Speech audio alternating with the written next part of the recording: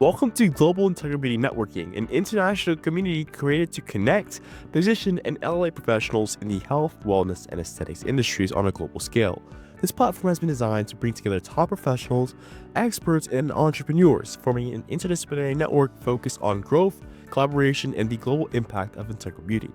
Global Integral Beauty is presented by Dallas Bailey, a registered nurse with an MBA in marketing, a New York State certified medical esthetician, a specialist in laser skin radiation treatments with over 20 years of experience, creator of effective systems to attract and retain clients, an international speaker in marketing and personal brand positioning, host of Hashtag with Dallas, which has interviewed leading professionals in the industry, best-selling author of Global Experts in Integral Beauty with 4 published editions, creator of the Global Integral Beauty Positioning Method, and founder and CEO of Renew Aesthetics Medical Spa, Dallas Beauty Savvy, Global Integral Beauty, and Miss Global Integral Beauty. Through Global Integral Beauty, we offer exclusive memberships to elevate your personal brand, strategic networking events, participation in our annual international conference, nominations for the Global Integral Beauty Awards, feature opportunities in Global Integral Beauty magazine, and access to a global network of leaders and experts. Welcome to Global Integral Beauty Networking, an exclusive opportunity to position yourself, expand your influence, and become a global leader in the integral beauty industry as part of a movement that is transforming the industry worldwide.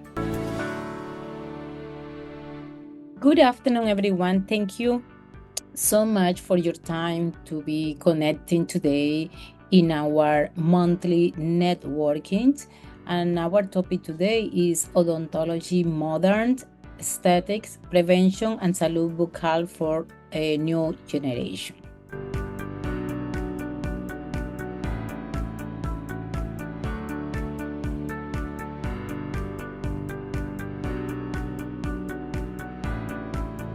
Mariana, a 29-year-old community manager, comes in for consultation expressing dissatisfaction with her smile, especially when seeing herself in photos and videos, which has led her to avoid smiling on social media. During the clinical evaluation, mild dental crowding is observed, along with wear on the central incisors and pigmentation due to frequent coffee consumption. Her gums are healthy, although they show slight asymmetry, and she reports occasional sensitivity. Complementary studies show no evidence of bone pathologies, confirming this as an ideal case for a comprehensive aesthetic approach. Isa, from a preventive care perspective, what initial stage would you recommend to improve Mariana's oral health and reduce staining caused by lifestyle habits like coffee? This is one of those cases that when I read the question, saw the case, read the question, that reminded me that prevention and aesthetics aren't separate. Prevention is what makes aesthetics successful. So from the preventative care perspective, I would always start by stabilizing her oral environment before moving into any aesthetic treatment, because we don't want to address the underlying factors that, when the results won't last.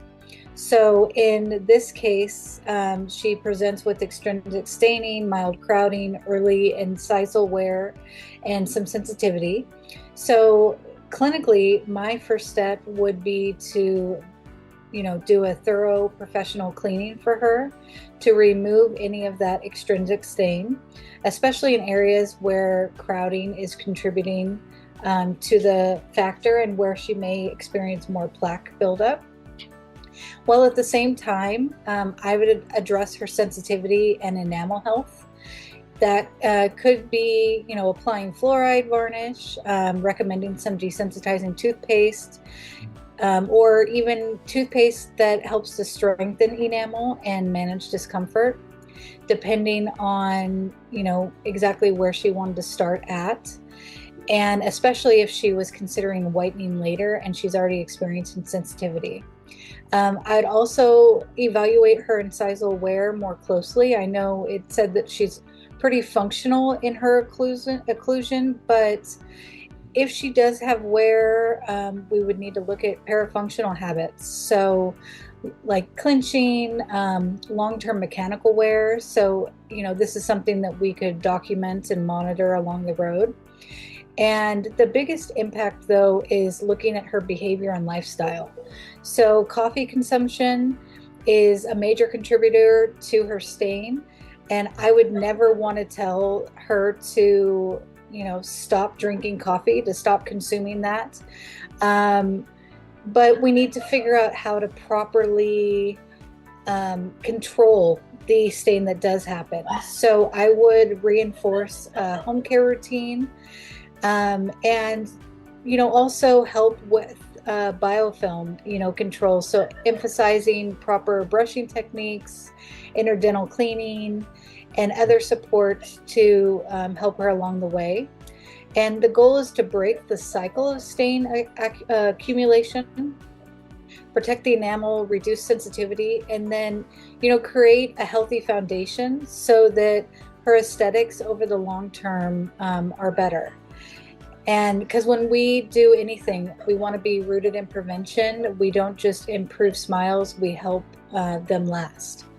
Considering that the patient present with healthy gum but slight gingival asymmetry, what periodontal treatment options could you exchange the overall smile aesthetics? First, I would like to know the condition of the patient, which I already saw. The patient has a healthy gingiva and also do not have any bone pathologies. I would go and consider one treatment option just called gingivoplasty. It is a kind of gingival recontouring. The patient has a gingival asymmetry. She is not confident in her work. So I would like to do gingival recontouring. It's a simple procedure where we outline and reshape the gingiva. It is ideal for many kind of patients. For example, patients who are like little bit not happy with their smile symmetry because of gingival asymmetry, and patients who take some kinds of medication like for high blood pressure, anticonvulsants. They pose some sort of side effects which we see as gum enlargement. In those cases, we can also do gingivoplasty. It can be mostly done with the help of scalpel or electrosurgery as well as laser. And if you ask which one is the most superior one, I would like to say it's laser.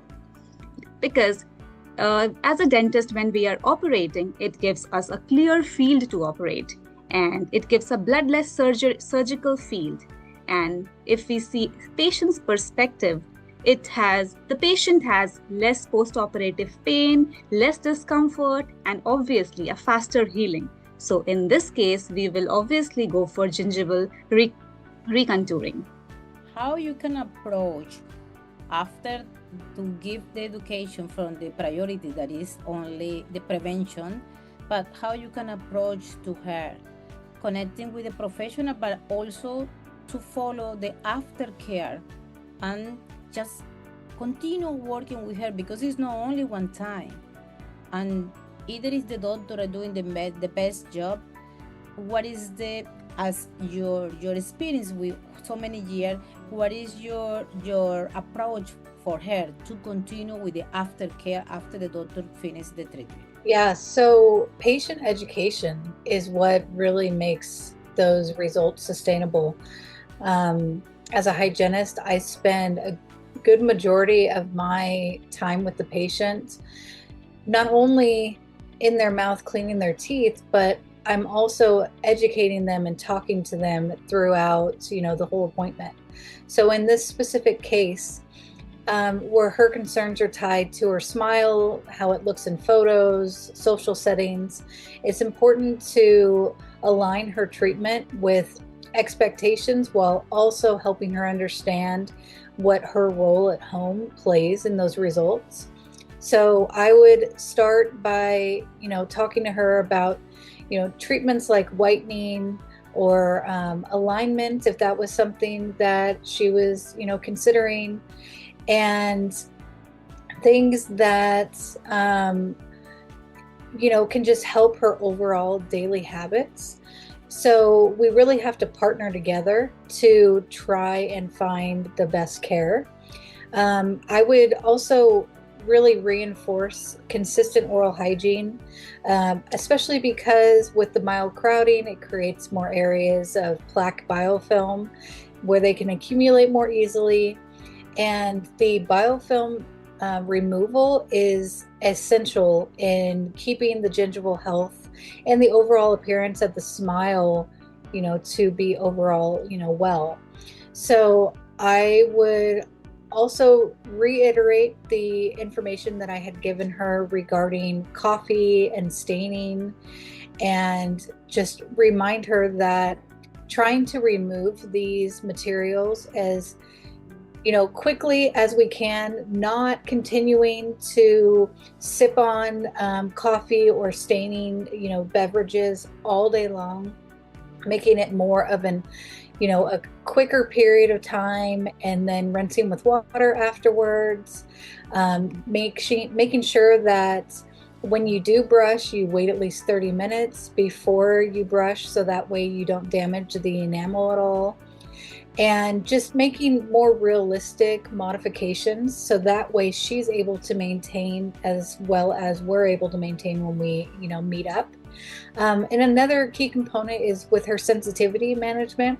So we want to make sure that she is, comfortable and has decreased discomfort. So educating her on desensitizing products is key.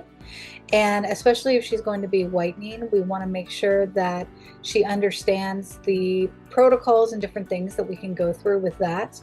And then just introducing key concepts of maintenance. So regular care visits, getting, polishing that we can do in chair to help reduce stain, whitening touch-ups, and then ongoing monitoring of her wear patterns to make sure that nothing is, getting worse or perpetually, changing. And ultimately, it's about empowering the patient to understand that their daily habits are what really protect them. And we're just here to help them maintain everything, and just staying connected and consistent between all of that. Definitely, communication and education is the priority for this kind of patient. It's the first option because we would like to look good, but the most important is conscience. See, if professional in this industry, this is our major role. Be connecting with the patient, be connecting with the professional, educate them, guide them, specialize before, during, and after the process. That's why in this profession that is so beautiful, that we have the most opportunity to be connecting with all the professionals. Each one have different role, but at the end of the day, our connecting work is going to be the best result for our patient. That's the idea. Dr. Rabia, how important is the evaluation of periodontal health before starting any cosmetic or orthodontic treatment in case like Mariana's? It's actually absolute necessity to do the periodontal examination. Actually, the periodontium is the foundation, what you can say. The periodontium consists of the bone, gingiva, which surrounds the teeth and also supports it. If the foundation is weak, we cannot go ahead with any sort of treatments. We can understand with the help of this example. If we are building a home from scratch and we are not placing the bricks properly and we are spending $1 million in interior decoration, will it survive? Will it be fine? No. So we first need to have a basic foundation strong to go ahead with any type of treatment. If we ignore this periodontal evaluation and go ahead with any sort of treatment like orthodontic therapy or restorative therapy, it will lead to compromised aesthetic outcome later on. What happens is when the structure is not very strong, there's bone and there's gingiva which is stick to it, okay? And it is often said that the soft tissue, the gingiva, follows the hard tissue. If there will be bone loss because the gingival health and the periodontal health is not good, the gingiva will follow it and it will also come down. This will create an unaesthetic outcome, create black triangles between teeth, and this will not look good. So in my opinion, the periodontal screening, the gum checkup is very important before doing any sort of treatment. This helps us to ensure that we are meeting the patient's expectation and giving a natural looking result. Thank you, doctor. Definitely the new tendency is to try to look in natural result. Either it is aesthetic looks the best, like miracle, but at the end of the day, the less work is better. It's more either in the skin, either in your oral body, everything. At the end of the day, the natural work is better. And also the idea is to feel confident with ourselves, no feel confidence for the society. Because remember, the other thing, as Elisa say, is we work all together, specialized from the beginning and specialized from our house. In the oral area is education. I would like to hear the experience that you have today. As I told you from the beginning, more quality than quantity, and I would love to hear from each one, how was your first impression when you get your invitation, and how was your expectation during this networking?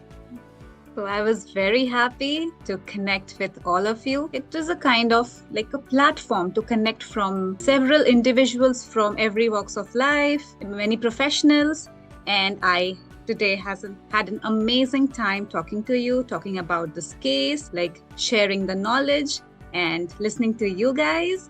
And in future also, I would love to be a part of this team. Thank you, doctor. I really appreciate and congratulations for all the work that you are doing, especially that you are the new generation, but you have big vision. And that's the part that we would love that you share and inspire the new professional. I would like to hear you today. How was your expectation? How was your impression when we sent you the letter and invite you to be part of this network? I was very honored and happy to accept.